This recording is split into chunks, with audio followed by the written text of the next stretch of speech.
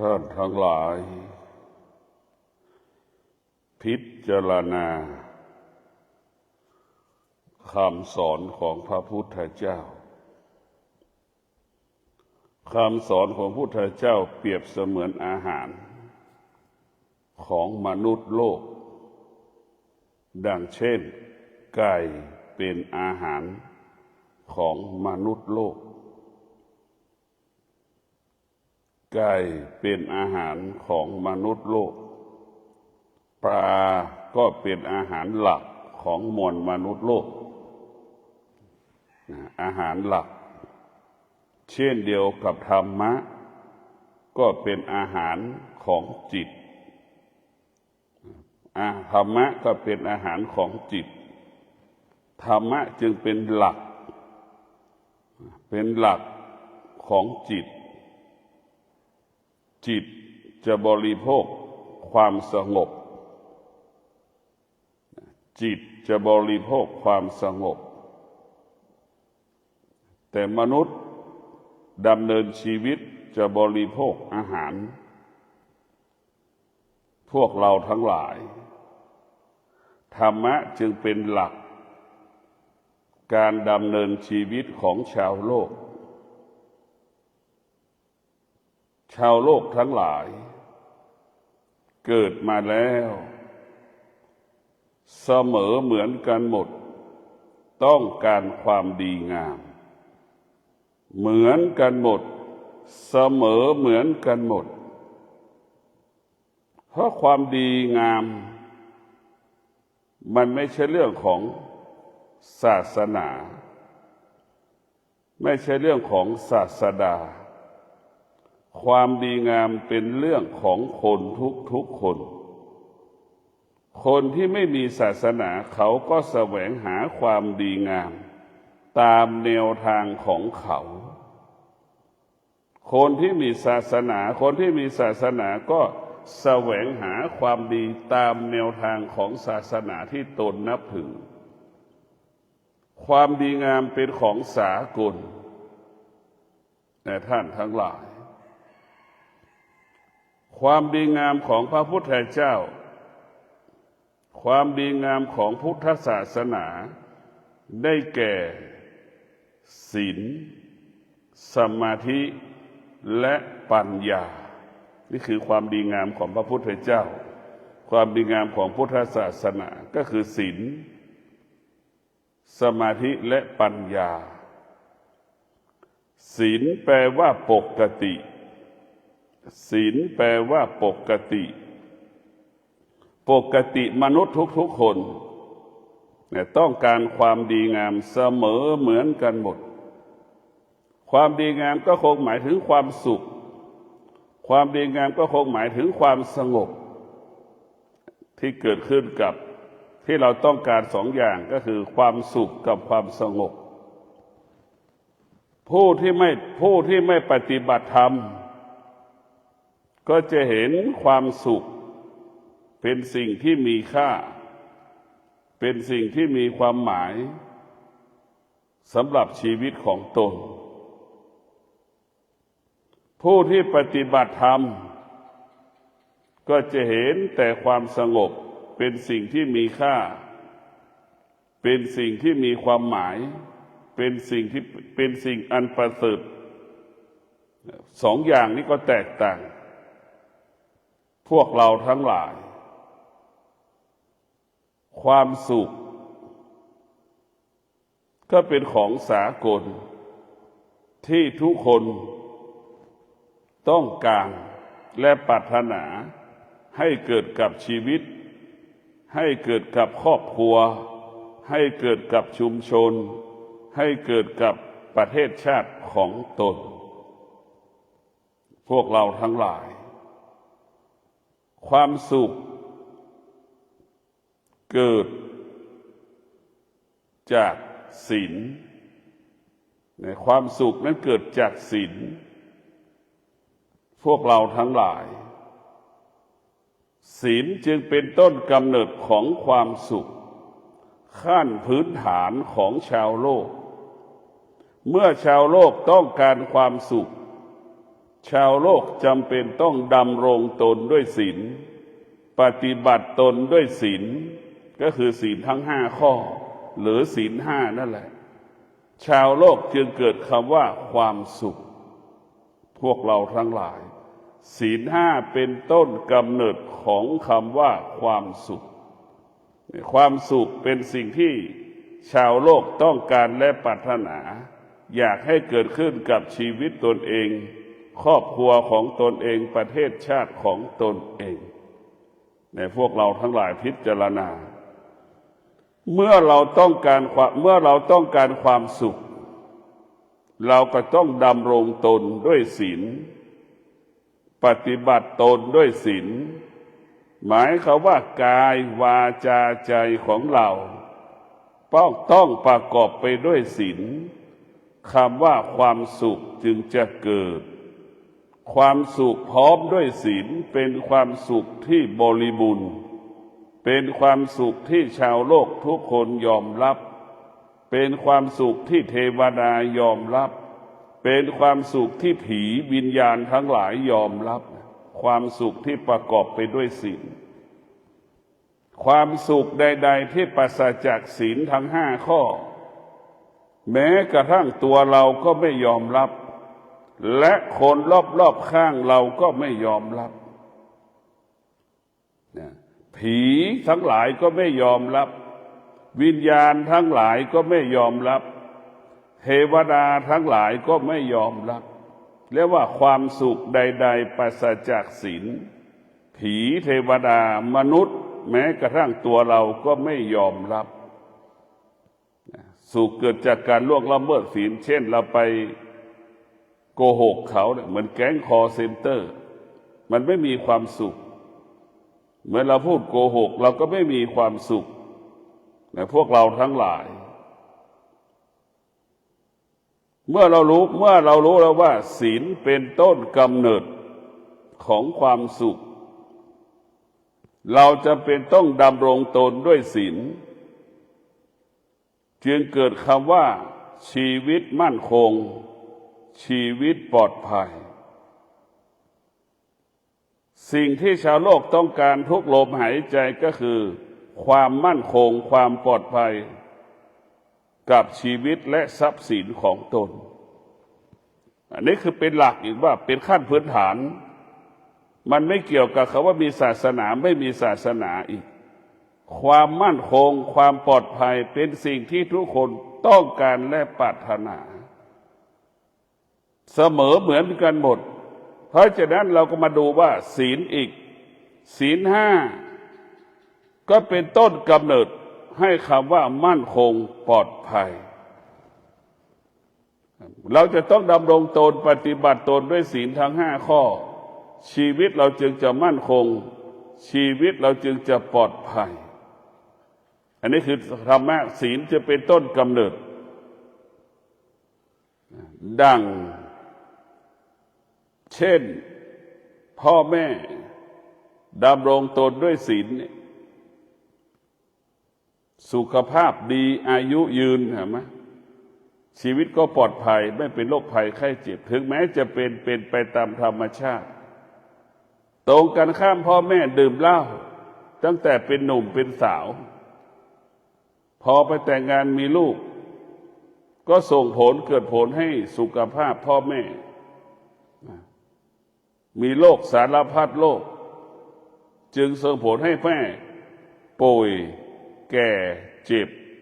แล้วก็ตายก่อนเวลากำหนดอันนี้แหละพวกเราทั้งหลายเราจะเห็นได้ว่าศีลนั้นจะว่าด้วยเรื่องการจัดการบริหารสุขภาพนอกจากการบริหารกายเราแล้วก็บริหารสุขภาพเราก็เห็นอยู่บุคคลที่ดื่มเหล้าติดยาเสพติดเนี่ยเป็นผู้ที่มีสุขภาพไม่ดีเป็นผู้ที่ไม่มีอายุไม่ยืนมีอายุสั้นไม่เกิน60มันจะตายกันแทบทุกคนพวกเราทั้งหลายศีลจึงเป็นต้นกำเนิด คำสอนของพระพุทธเจ้าเป็นต้นกำเนิดคำสอนของพระพุทธเจ้ามันก็บ่งชี้ว่าคำสอนของพระพุทธเจ้านั้นเป็นความจริงของโลกใครมนุษย์ไม่ว่าชนชาติไหนเกิดมาก็เป็นเช่นนี้มนุษย์คนไหนที่เกิดมาแล้วก็ต้องปฏิบัติเช่นนี้สุขมันจะเกิดขึ้นเพราะศีลนี่แหละความสงบเกิดขึ้นเพราะสมาธิเราจะเป็นผู้รู้ของโลกก็ประกอบไปด้วยปัญญาอย่างนี้พวกเราทั้งหลายธรรมะของพระพุทธเจ้ามันว่าด้วยเรื่องความจริงเหนือสังคมว่าด้วยความจริงที่เหนือชีวิตของเรามนุษย์ทุกคนเกิดมาแล้วนี่อยากมีชีวิตอยู่ดีกินดีก็ต้องประกอบไปด้วยศีลอีกอยากมีชีวิตอยู่ดีกินดีกินแล้วมีความสุขนอนได้มีความสุขก็ต้องกินก็มีชีวิตก็ต้องดำรงตนด้วยศีลสมาธิปัญญาชีวิตจึงอยู่ดีกินดีเพราะด้วยศีล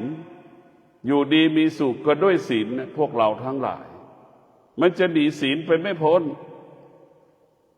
ศีลนั่นจึงเป็นต้นกำเนิดภาษาที่เราพูดเรียกว่าดีก็เกิดจากศีล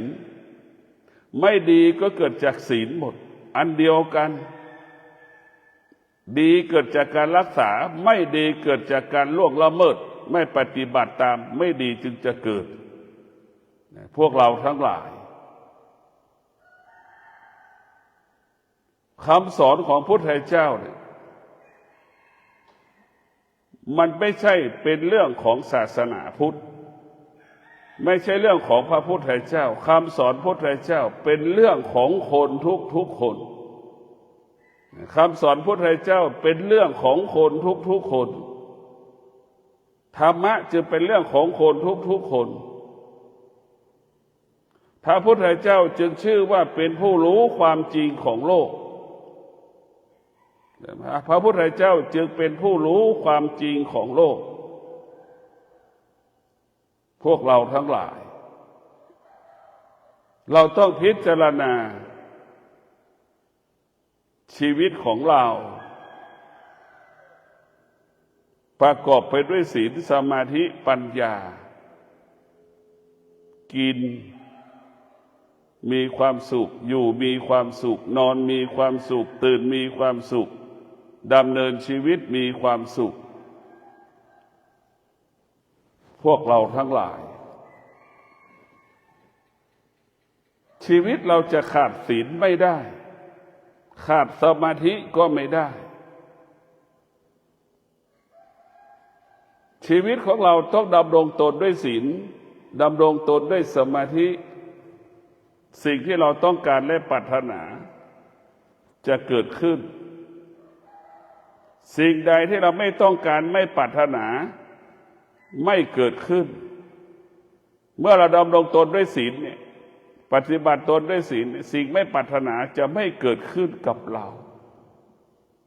ศีลก็คือเป็นเครื่องป้องกันสิ่งที่เราไม่ปรารถนา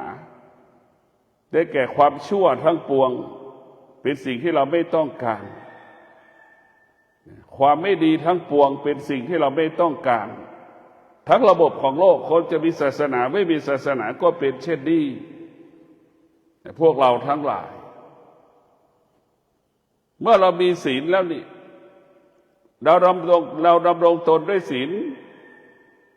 เราประพฤติตนด้วยศีลสิ่งที่ไม่ดีไม่เกิดขึ้นกับเรา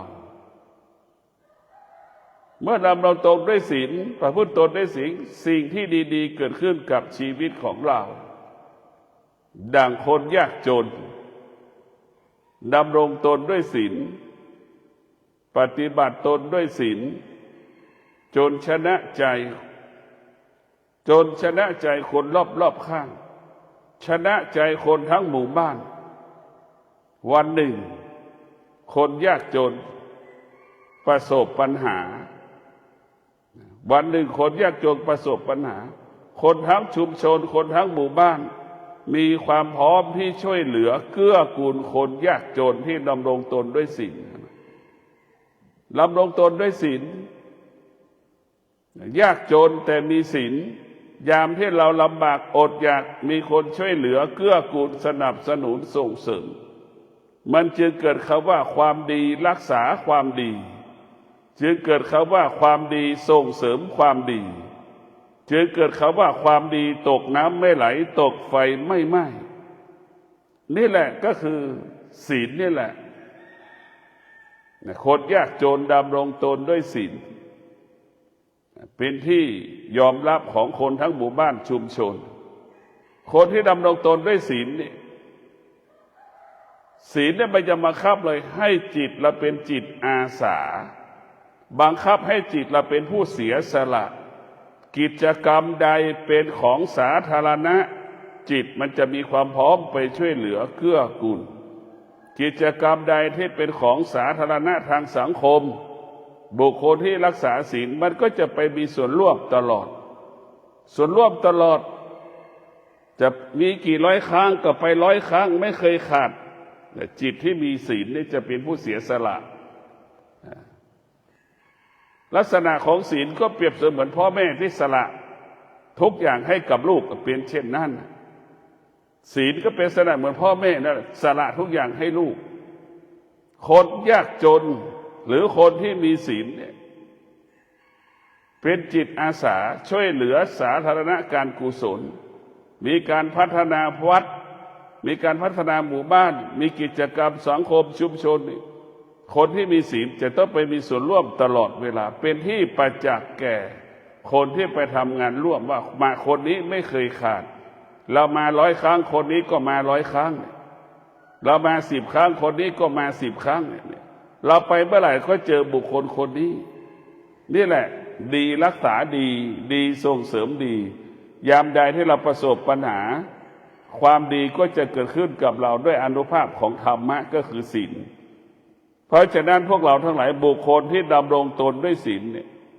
ศีลจะเป็นเครื่องป้องกันสิ่งที่ไม่ดีเป็นสิ่งที่ไม่ดีไม่ให้เกิดขึ้นกับชีวิตของตนพวกเราทั้งหลายเรารู้แล้วว่าศีลนั้นมีบทบาทต่อการมีชีวิตอยู่ของมนุษย์โลกศีลนั้นมีบทบาทต่อชีวิตของมวลมนุษย์โลกพวกเราต้องพิจารณาศีลจึงเป็นรากฐานของคำว่าความสุขเป็นต้นกำเนิดของคำว่าความสุขมนุษย์ที่ปฏิบัติธรรมก็จะนำเอาศีลมาเป็นรากฐานของความสงบเอาศีลมาเป็นความสงบเอาศีลมาจัดระเบียบกายวาจาใจเมื่อเราดำรงตนด้วยศีลกายก็สงบใจก็สงบวาจาก็สงบปราศจากคำว่าวิตกกังวลเมื่อเราดำรงตนด้วยศีลเนี่ยกายวาจาใจสงบตลอดเวลาเราอ่านหนังสือก็จดจำได้ง่ายเพราะความสงบมันเกิดขึ้นที่ตาตาจะสงบอ่านหนังสือเนี่ยมันจะจดจำนี่แหละพวกเราทั้งหลายศีลจะรักษากายวาจาใจของเรากายวาจาใจของเราต้องประกอบไปด้วยศีลเช่นเราพูดทุกคำพูดต้องพูดด้วยศีลคำพูดที่เราพูดต้องประกอบไปด้วยศีลต้องประกอบไปด้วยศีลเมื่อประกอบไปด้วยศีลมันจะพูดความจริงทุกครั้งพูดความจริงทุกครั้งอาจจะพูดกี่สิบครั้งก็พูดเหมือนเดิมเพราะความจริงมันเป็นเช่นนี้ความไม่เป็นจริงมันก็เป็นเช่นนี้เพราะฉะนั้นพวกเราทั้งหลายบุคคลที่ดำรงตนด้วยศีลนี่มีเกิดแต่คำว่าสงบเอาศีลมาเป็นความสงบแต่คนที่ไม่ปฏิบัติธรรมจะเอาศีลมาเป็นความสุข กินก็เป็นความสุขเป็นความจริงไหมเป็นความจริง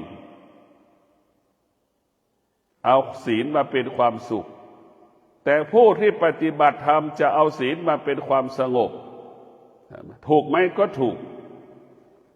เพราะฉะนั้นศีลความสุขเป็นเลขหนึ่งความสงบเป็นเลขสองเรียกว่าความสุขเป็นเรื่องของเด็กๆความสงบเป็นเรื่องของผู้ใหญ่เราก็พิจารณาดูว่าเราเป็นเด็กหรือเป็นผู้ใหญ่เราต้องการความสุขหรือเราต้องการความสงบถ้าเราต้องการความสุขก็บอกว่าจิตเราเป็นเด็กถ้าเราต้องการความสงบมันก็บอกว่าจิตเราเป็นผู้ใหญ่ถ้าจิตเราเป็นผู้รู้จิตเราจะต้องการความสงบถ้าจิตเขาเป็นผู้ไม่รู้มันก็จะต้องการความสุขนะครับท่านทั้งหลายจิตผู้ไม่รู้มันจะอยู่แต่ความสุข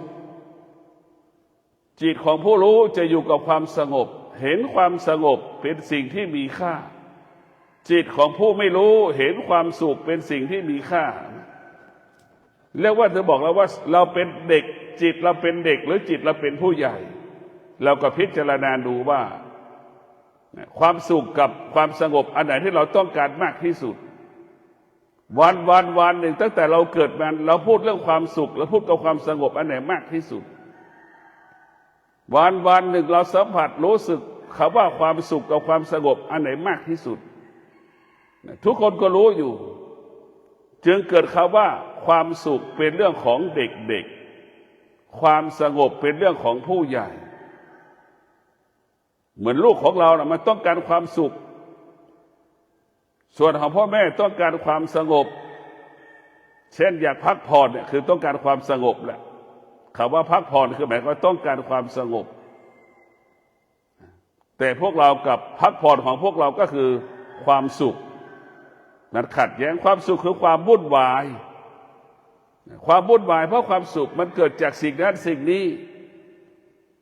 มันไม่จบแต่ถ้าความสงบนั้นเกิดขึ้นที่กายกับจิตแต่ถ้าความสุขนั้นเกิดขึ้นนอกกายนอกจิตแต่มันแตกต่างกันพวกเราทั้งหลายความสุขเราต้องเดินตามหามัน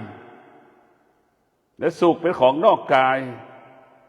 ความสงบเป็นของที่อยู่ในกายเราไม่ต้องเสียเวลาออกไปข้างนอกเราความสงบเกิดขึ้นในกายเช่นเรานั่งสมาธิ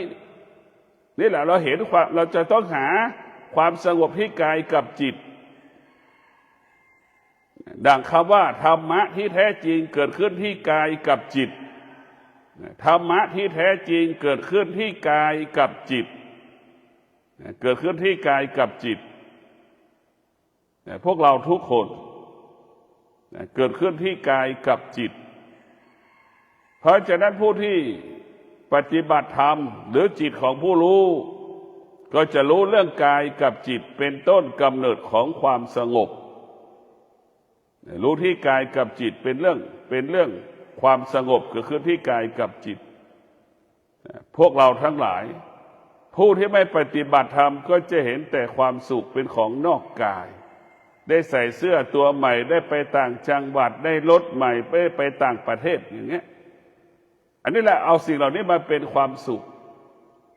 ถ้าเราเอาชีวิตไปผูก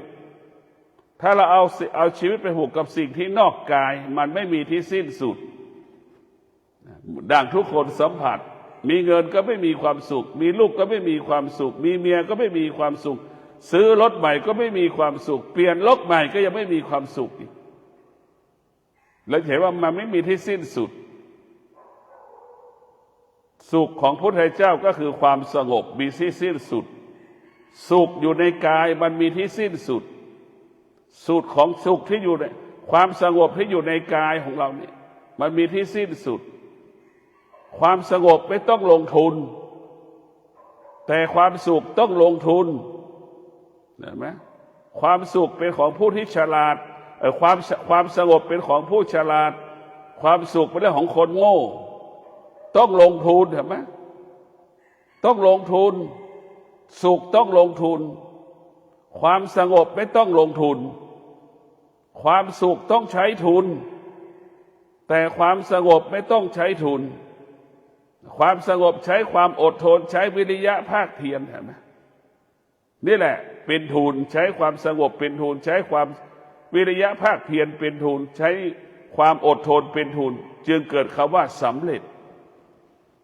ตรงกันข้ามจิตของผู้ไม่รู้จิตของผู้ไม่รู้หรือผู้ที่ไม่ปฏิบัติธรรมใช้เงินเป็นทุนลงทุนด้วยเงินเห็นไหมเป็นจำนวนมากเป็นเช่นนี้พวกเราทั้งหลายมันเป็นเช่นนี้ใช้เงินเป็นทุนลงทุนด้วยเงินมันจึงเกิดคำว่าลำบากกายลำบากใจนี่แหละมันแตกต่างกันพวกเราสุขกับความสงบแตกต่างกันเมื่อเราพูดให้มาปฏิบัติธรรมก็แสวงหาความสงบที่กายกับจิตรู้ว่ากายกับจิตเป็นต้นกำเนิดของความสงบความสงบเกิดขึ้นที่ไหนก็คือที่ตาเราจะนั่งสมาธิเราจะต้องหลับตาเราจะต้องบังคับตาเราถ้ามีตัวตนก็เหมือนช้างเราจะต้องบังคับช้างเหมือนเราเอาเชือกผูกเหมือนเอาเชือกเหล็กเหมือนเอาโซ่เหล็กมาล่ำข้อเท้าช้างมัดมันไว้นะไม่ให้มันไปที่ไหนนะจิตเราก็เป็นเช่นนั้นตาเราก็เป็นเช่นนั้นเราจะต้องบังคับตาเราจะไม่ให้ตาไปตามใจตาเราจะไม่ให้ตาไปตามใจรูปหรือไม่ให้รูปกระทบกับตาไม่ตามใจตาก็ไม่ตามใจรูปเราจะฝึกจิตเราให้ตาเราให้มั่นคงต่อการรับรู้อันนี้แหละคือการฝึกแต่พวกเราทั้งหลายทุกวันนี้ตาเห็นรูปตาก็ไปตามรูปหมดสิ่งใดที่กระทบกับตาก็คอยตามหมดสะเทือนหวั่นไหวหมด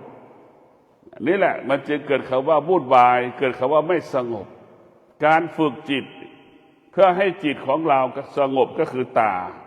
เพราะจิตเป็นส่วนหนึ่งของตาแต่พวกเราทั้งหลายเราจะเห็นได้ว่าความสงบนั้นต้องเกิดจากร่างกายของเราเช่นเรานั่งสมาธิเราก็ปิดตาเรานั่งสมาธิเราก็ปิดหูเรานั่งสมาธิเราก็ปิดจมูกเรานั่งสมาธิเราก็ปิดปากเราจะไม่รับรู้เราจะไม่รับรู้ตาจะไม่รับรู้หูจะไม่รับรู้จมูกก็ไม่รับรู้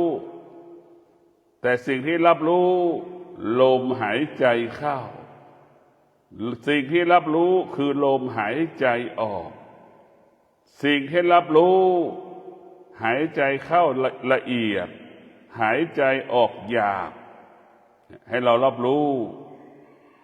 หายใจเข้าหายใจออกเบาก็รู้หนักก็รู้ละเอียดหยาบก็รู้ในสิ่งที่เราควรรู้แค่นี้พวกเราทั้งหลายมนุษย์ทั้งโลกเกิดมาแล้วเมื่อมนุษย์ทั้งโลกเกิดมาแล้วต้องการความดีพวกเราแต่ก็ยังไม่ต้องการความดีแต่ก็ไม่ได้แสวงหาความดีใช่ไหมมนุษย์จึงไม่พบความจริงของชีวิตจึงได้ไม่พบแก่นสาระของชีวิตตายไปกี่รุ่นก็ไม่เคยพบความจริงของชีวิตกราบชาติมาเกิดมาอีกยังก็ไม่เคยพบความจริงของชีวิตเพราะเราเกิดมาเราไม่เคยแสวงหาความจริงให้กับชีวิตของตนนี่เราเกิดมานี่เราเกิดมาจากไหนเกิดมาเพราะความอยากเกิดขึ้นที่ตาความอยากเกิดขึ้นที่หูความอยากเกิดขึ้นที่กายในรูปของเหมือนแม่กับพ่อหลงในร่างกายซึ่งกันและกัน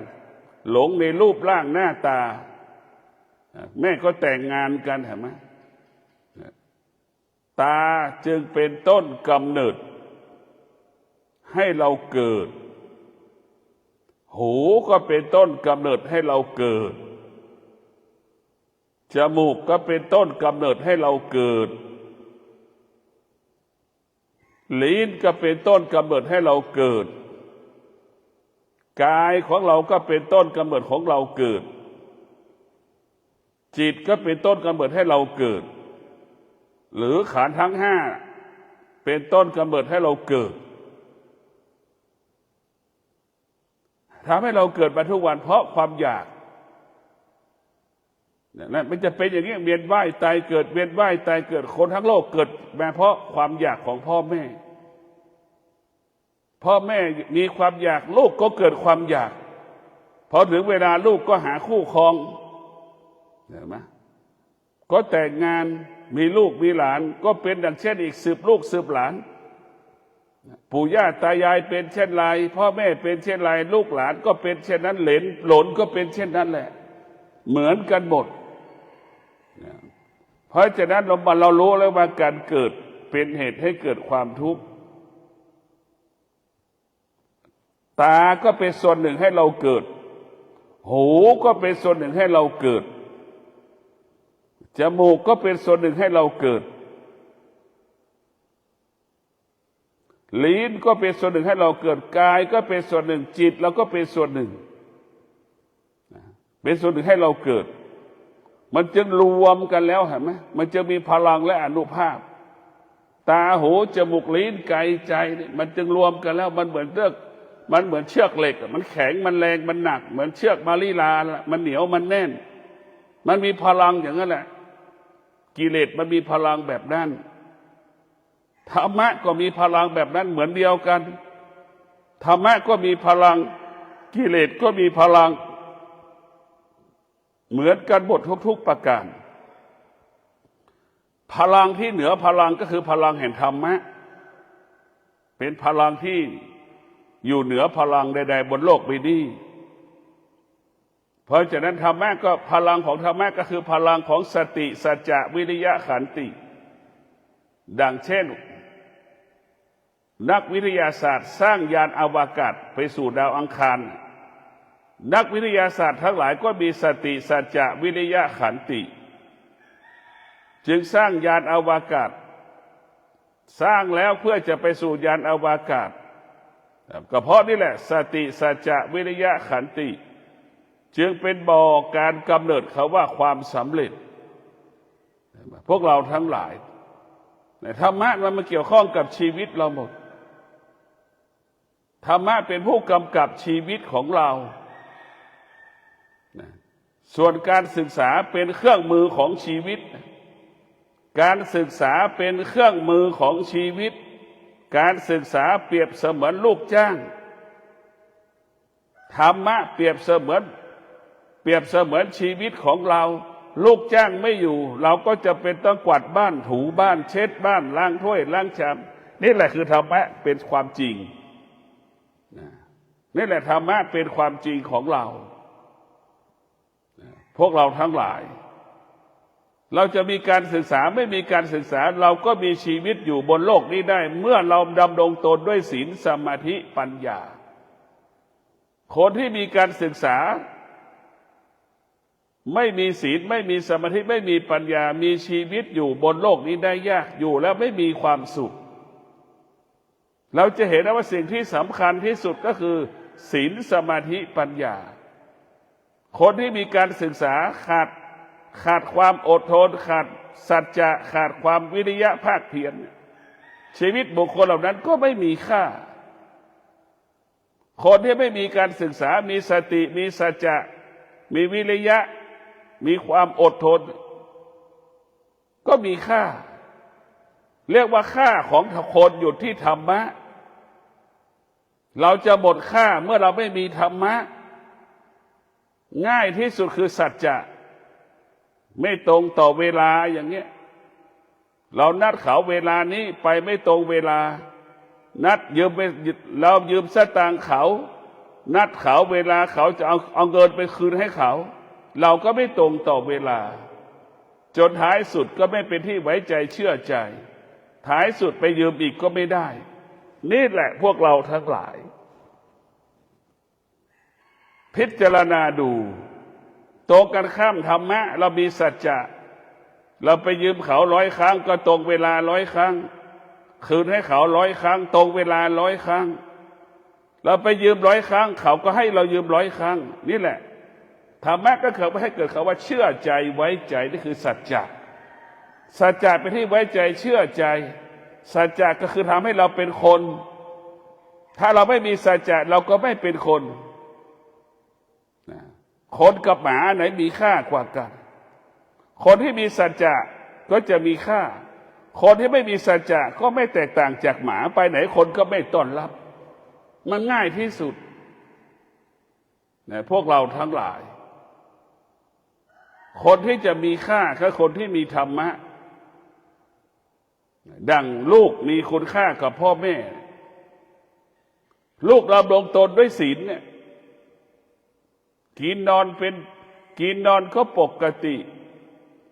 ตื่นก็ปกติช่วยเหลือทำเรียกว่าเกิดมาแล้วทำหน้าที่การเป็นพ่อเป็นแม่เป็นลูกเป็นสามีเป็นภรรยาทุกขั้นตอนทำหน้าที่นั่นแหละเป็นทำหน้าที่เป็นคนจึงเป็นคนปกติเรียกว่าศีลจะรักษาการเป็นมนุษย์ถ้าเราเราต้องการเป็นมนุษย์ที่สมบูรณ์แบบก็ต้องประกอบด้วยศีลทั้ง5 ข้อเป็นมนุษย์ที่สมบูรณ์แบบเทวดาทั้งหลายก็ยอมรับเราคนรอบๆข้างเราก็ยอมรับสาธารณชนชุมชนก็ยอมรับเราพวกเราทั้งหลายธรรมะของพระพุทธเจ้าวิเศษที่สุดเลิศที่สุดประเสริฐที่สุดใครปฏิบัติตนตามแนวทางที่พระองค์ท่านอบรมสั่งสอนแล้วจะเป็นดั่งอัญมณีเลิศประเสริฐเป็นที่ต้องการของคนทั้งโลกอัญมณีเห็นไหมธรรมะก็เป็นเช่นนั้นพวกเราต้องมีสติเกิดมาแล้วเราต้องศึกษาเรียนรู้ศีลสมาธิปัญญาเป็นแก่นเป็นสาระเป็นหลักของชีวิตเป็นหลักของการปฏิบัติธรรมประพฤติธรรมเป็นหลักการเป็นพุทธเจ้าประกอบด้วยศีลสมาธิปัญญาศีลสมาธิปัญญาจึงเป็นหลักผู้ที่จะเป็นอรหันต์ทุกพระองค์ต้องประกอบด้วยศีลสมาธิปัญญาศีลสมาธิปัญญาจึงเป็นหลักของการ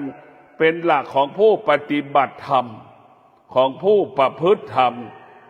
ธรรมจะเกิดขึ้นได้ง่ายเมื่อเราดำรงตนด้วยศีลสมาธิปัญญาธรรมนั้นจะเกิดขึ้นได้ง่าย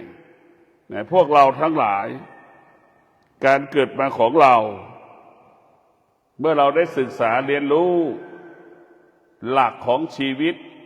ก็คือศีลสมาธิปัญญาเป็นหลักการพัฒนาชีวิตเป็นหลักการยกระดับจิตเป็นการยกระดับจิตให้เราเห็นความจริงรู้เรื่องความจริงว่าตนแลเป็นที่พึ่งแห่งตนตนแลเป็นที่พึ่งแห่งตน